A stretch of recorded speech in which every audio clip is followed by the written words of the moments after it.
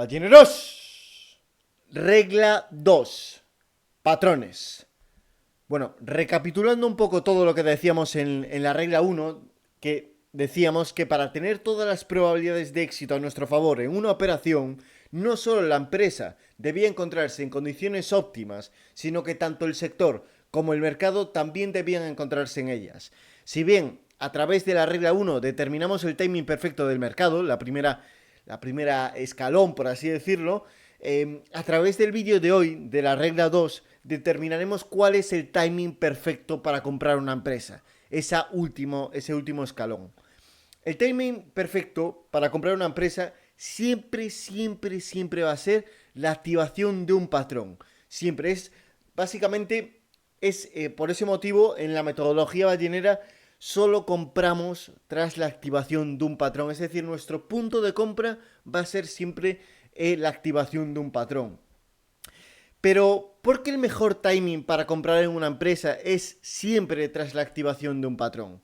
Esto tiene una lógica detrás, ¿no? Al final, básicamente es porque todo patrón cuenta con una zona de rotura que llamamos breakout, que significa rotura en inglés, breakout, que en caso de que se rompa esa zona, es muy probable que el movimiento del precio se acelere, ¿no? Por ejemplo, vamos a poner un ejemplo, un gráfico para que se vea de forma más clara. Vamos a ir al caso de Palantir, porque ya lo tengo aquí. Y Palantir, vamos a buscar Palantir. Palantir tiene, por ejemplo, este double bottom. Este double bottom. Y una vez se activa, el precio se acelera. Fijaos que vela muy potente en el que el precio se acelera. ¿Por qué? Porque esta zona es muy relevante, fueron los últimos máximos, por lo tanto, una vez se rompe, el movimiento del precio se acelera porque ya no hay nadie interesado en vender, porque los vendedores están en esta zona. Una vez rompemos esa barrera, el precio los demandantes pueden empujar hacia adelante con libertad porque ya no tienen zonas de oferta que frenen el precio, porque ya los ofertantes ya murieron, por así decirlo, ¿no? Esto es un ejemplo de breakout. Todo patrón tiene un breakout, pero realmente, ¿por qué consideramos que comprar tras un patrón realmente es el punto óptimo de compra, ¿no? Es como nuestro timing perfecto para comprar una empresa. Simplemente por tres razones, que es reducimos el riesgo al máximo, reducimos el coste de oportunidad al máximo y aumentamos las probabilidades de éxito al máximo. Por estos tres motivos los voy a justificar. Lo primero, reducimos el riesgo al máximo. ¿Por qué? Porque todo patrón cuenta con una zona de rotura llamada breakout, como digo, que en caso de que se rompa a posteriori servirá de zona atractiva para los demandantes y por lo tanto nos permitirá ceñir el stop al máximo justo por debajo de esa zona de breakout. Vamos al ejemplo de IOT, que ya lo teníamos aquí. Esta es la zona de breakout, porque esto es un double bottom y una vez se activa, rompiendo estos máximos, se activa el patrón. Por lo tanto, esta zona de breakout, esta línea verde, que antes servía como zona de oferta, donde los demandantes consideraban atractivo vender, vamos a bueno, no, con este ejemplo está bien. Ahora después, a posteriori, cuando el precio vuelve a esta zona, va a ser una zona de demanda, donde es muy probable que actúen los demandantes. Esto lo explico siempre de una manera. Esto, imaginaos que es la barrera o la zona defensiva, la muralla de los ofertantes, de los inversores que están interesados en vender esta empresa.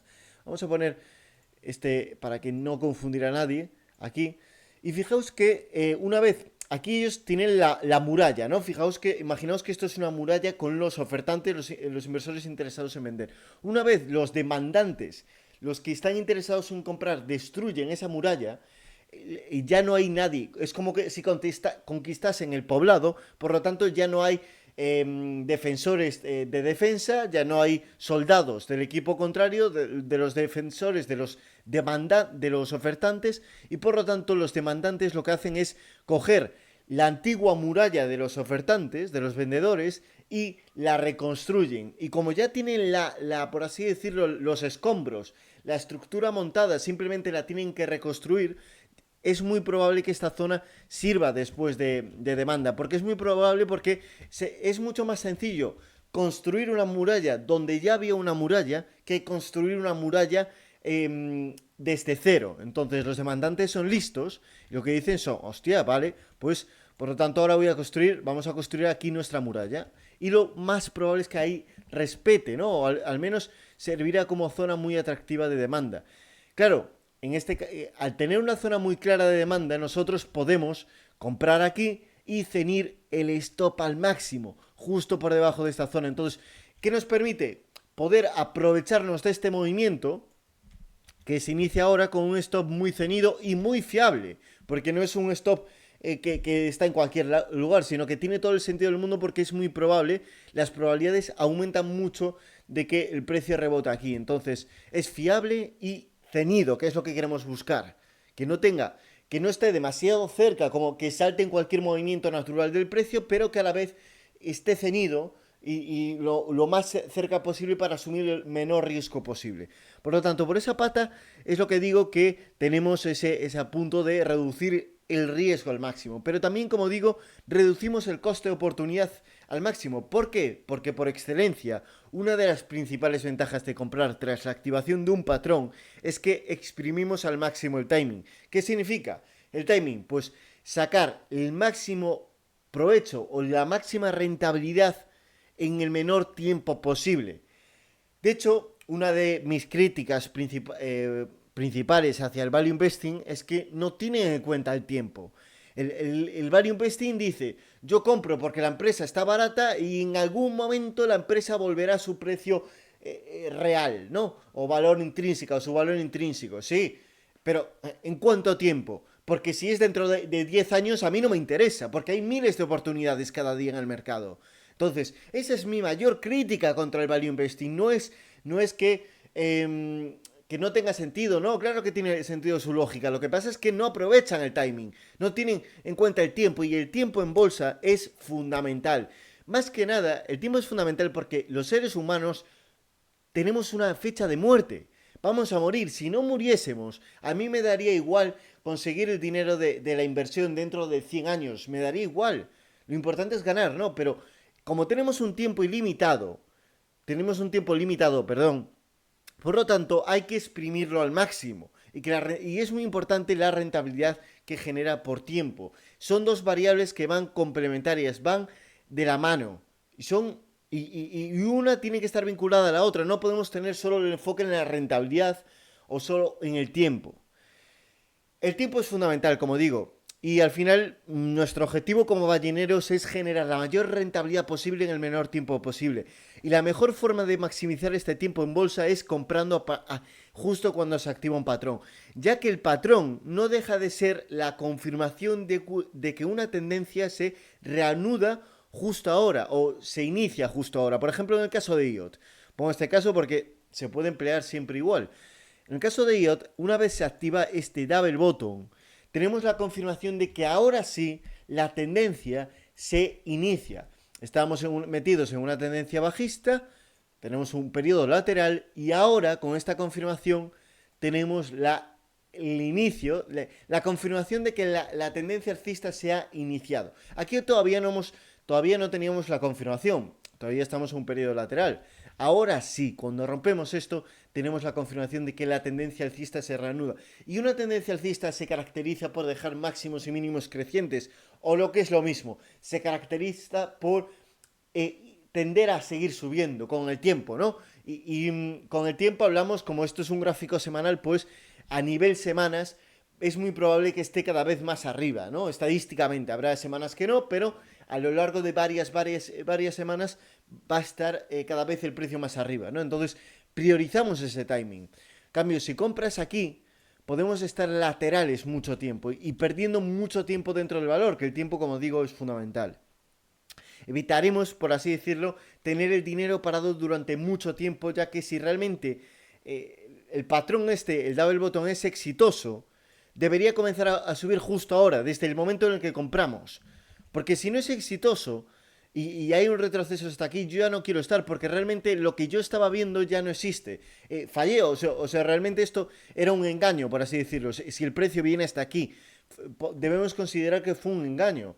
En cambio, para considerar el double bottom, es decir, es muy sencillo. Comprando tras la activación de un patrón es muy sencillo valorar si lo que compramos está funcionando o no está funcionando. Porque si realmente esto retrocede mucho, ya el escenario que teníamos en mente de un inicio de tendencia ya no es real, es decir, falló, entonces tenemos que salirnos.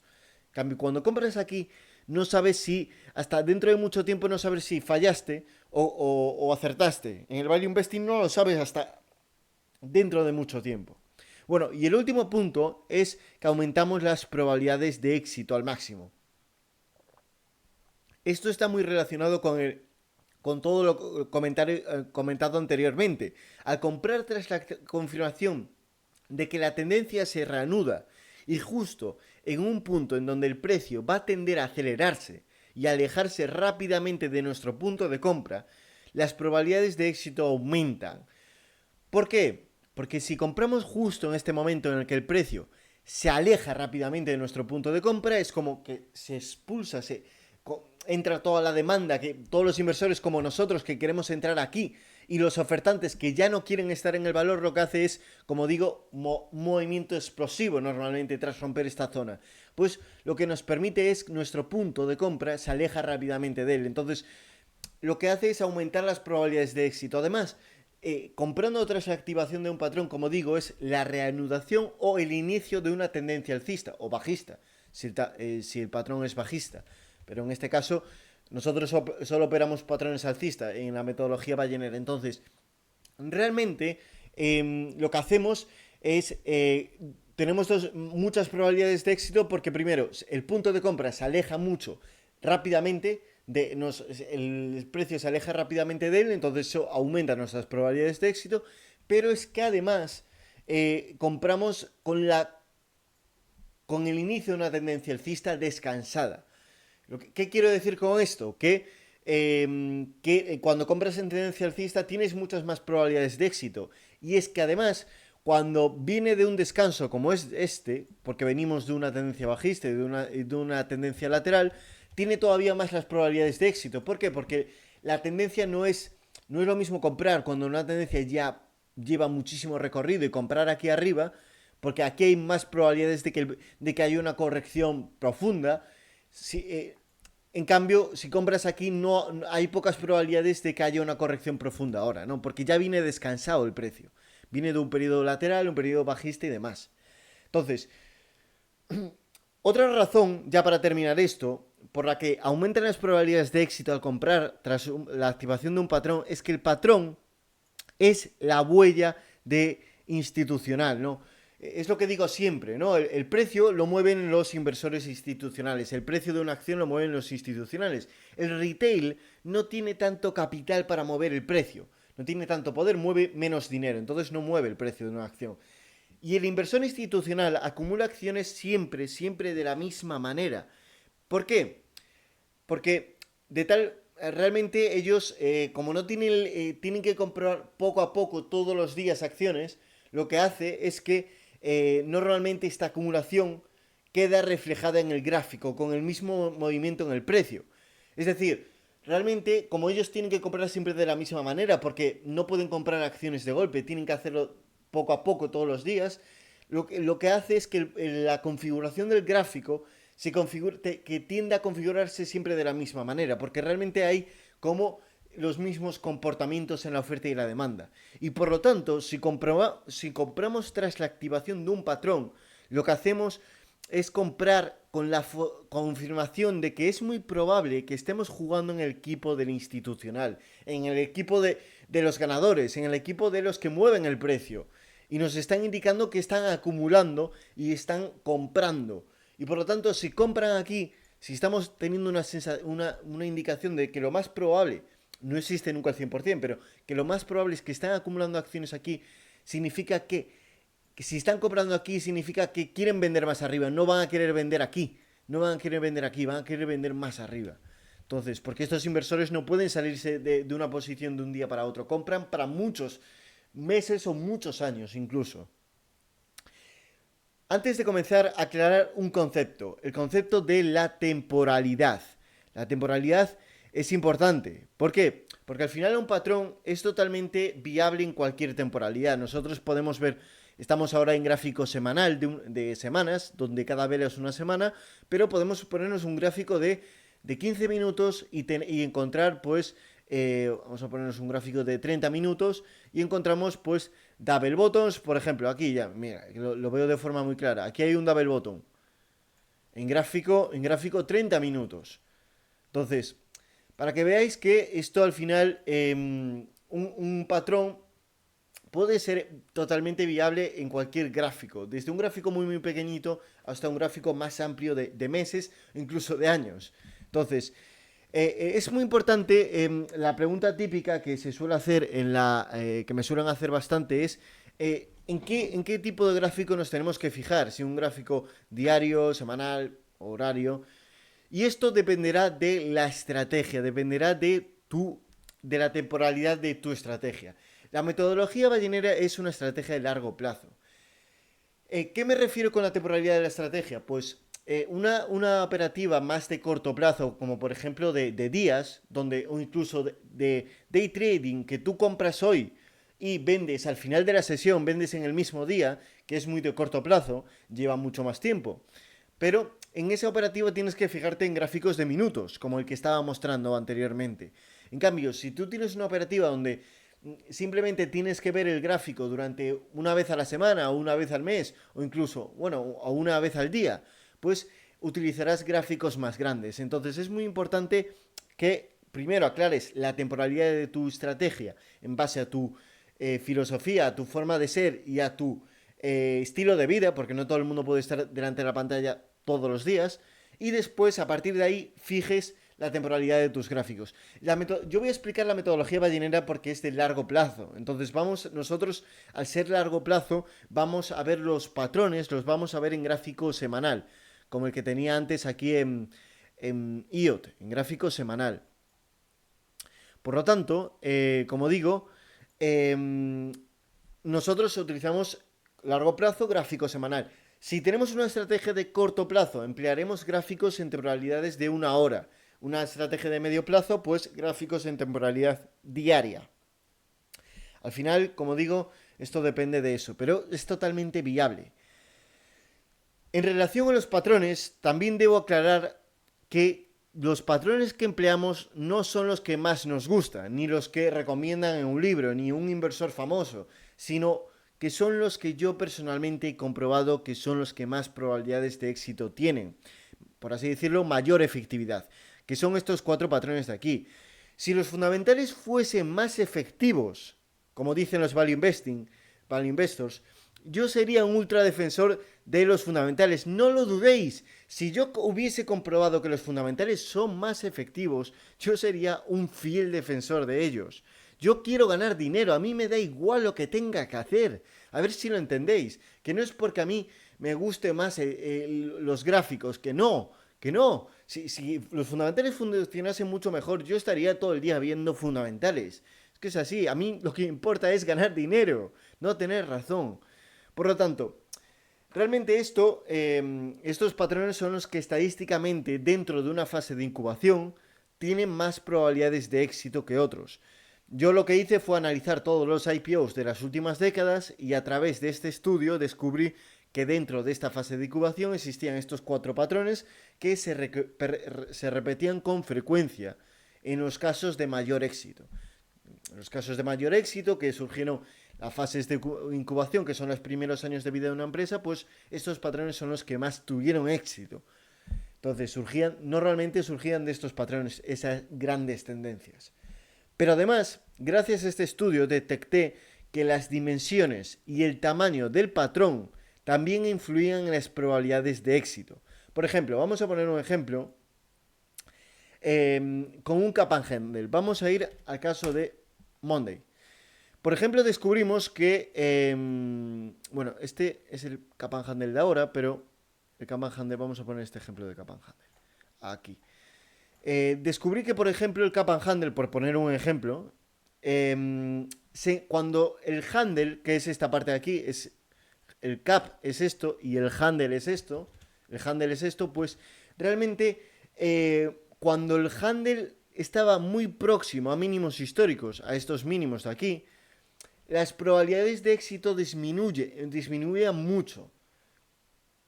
En cambio, cuando el handle se encontraba más cerca de máximos históricos, las probabilidades de éxito aumentaban mucho más.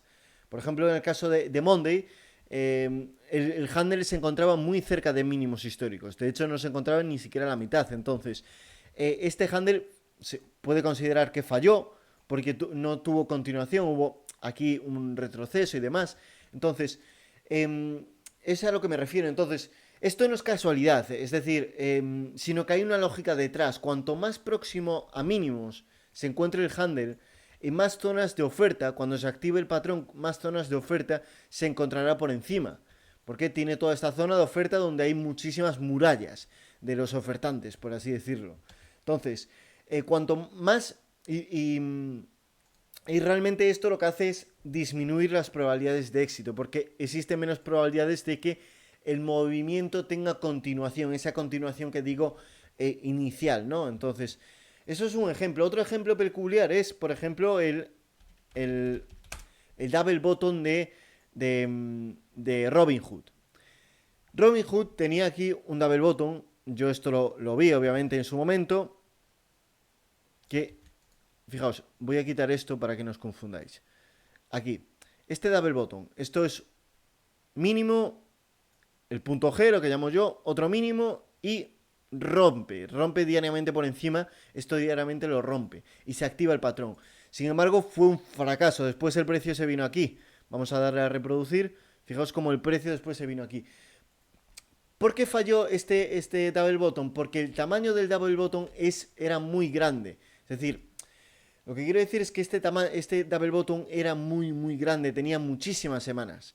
Duraba incluso un año y medio el double bottom. Entonces, cuando es excesivamente grande el double bottom tiende a fallar mucho más. Al igual que si es excesivamente pequeño. Imaginaos un double bottom que es así. Y es muy pequeño, que está formado por pocas semanas. Pues también tiende a fallar más. Al final lo que queremos es un double bottom intermedio, de un tamaño intermedio. Esto también tiene una lógica detrás, ya que normalmente la zona de breakout, esta zona de aquí, bajamos aquí, este último double bottom, y esta era la última zona de breakout, y se activó aquí, realmente es una zona donde hay muchos inversores pendientes de ella, ya que porque se quedaron atrapados aquí, o porque como nosotros están esperando a que se active el patrón y demás.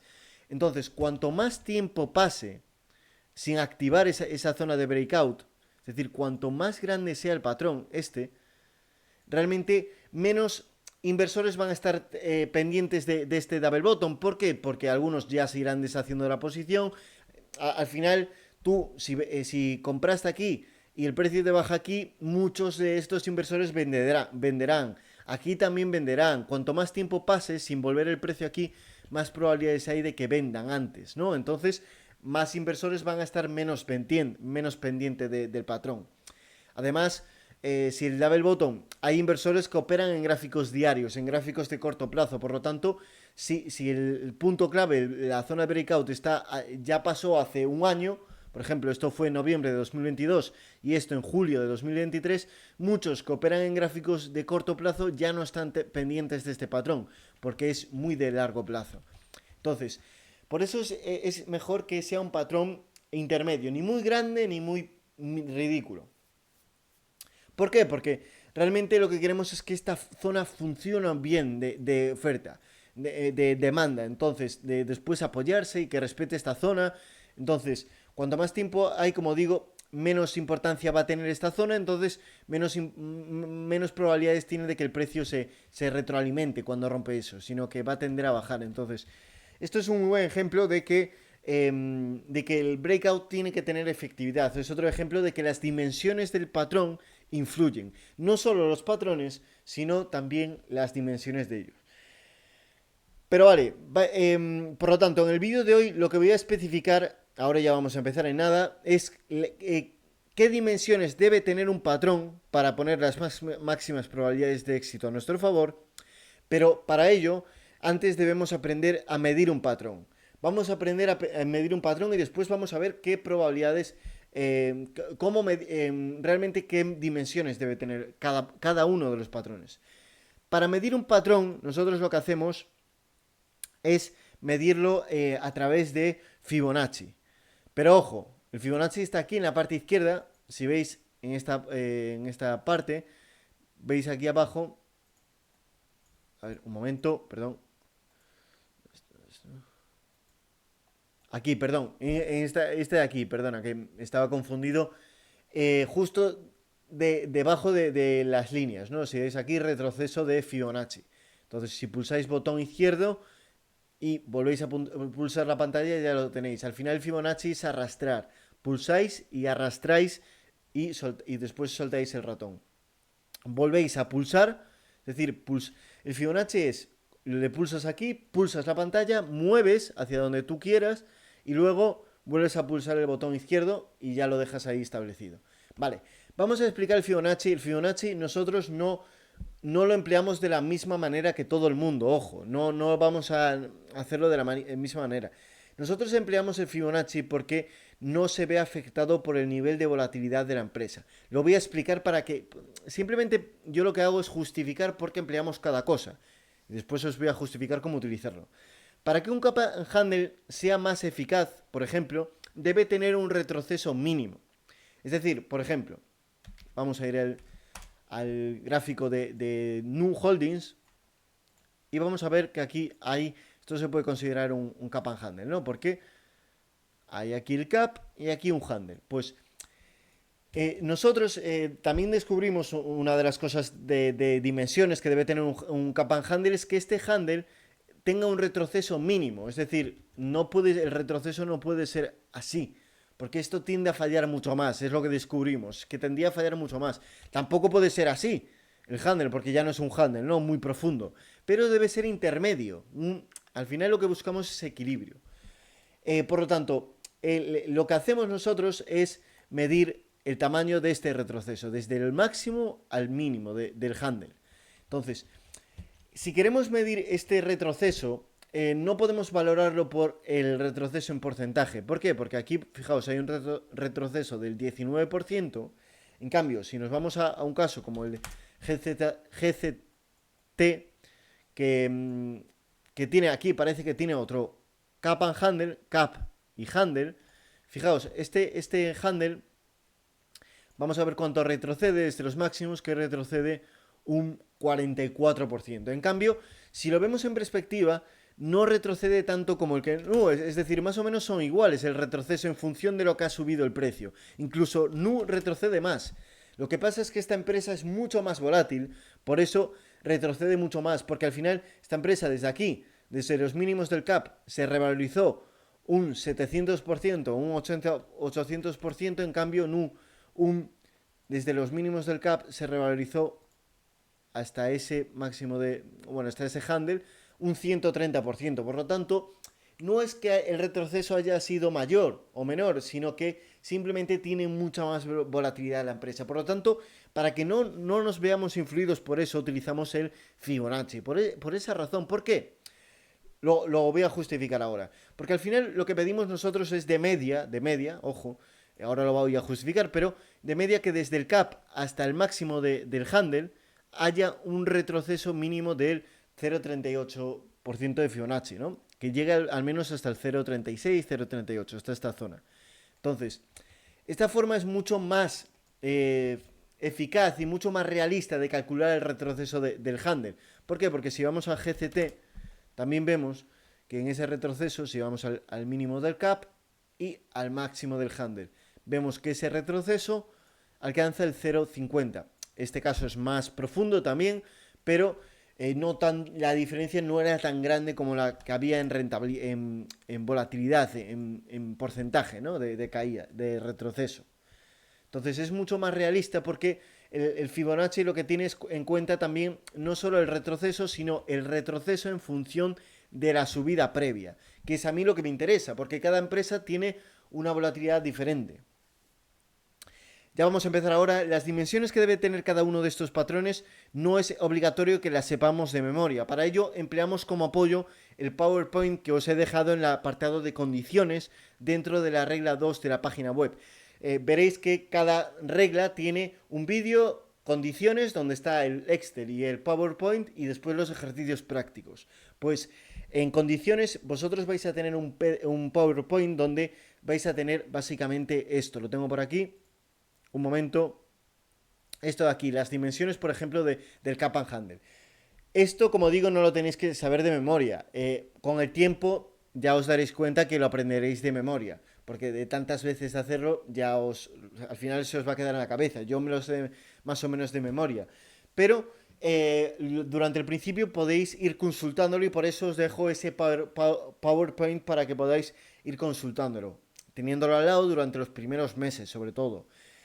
Entonces, yo simplemente lo que os voy a enseñar es cómo medir cada uno de estos puntos. Veis como cada patrón al final tiene un punto mínimo, altura, retroceso y semanas, que ahora os lo enseñaré, pero cada patrón, lo que quiero decir es que cada patrón tiene un punto y en función de eso, pues yo os voy a enseñar cómo medir cada punto. Entonces, vosotros simplemente tenéis que comprobar si si el patrón para que sea viable alcanza está dentro de ese intervalo o no. Es simplemente lo que tendríais que hacer vosotros. Yo os voy a enseñar cómo medirlo. Entonces, lo que vamos a hacer es empezar por el Cap and Handle, porque es al final el más peculiar. Entonces, siempre para medir, siempre medimos en gráfico semanal. Porque como digo, la estrategia es gráfico, empleamos a nivel semanal, gráficos semanales. Entonces, ya para terminar, solo una cosa, que cumple estas dimensiones que tengo aquí o que no las cumpla no significa que el patrón vaya a ser un éxito o un fracaso al 100%, sino que simplemente aumenta las probabilidades de éxito.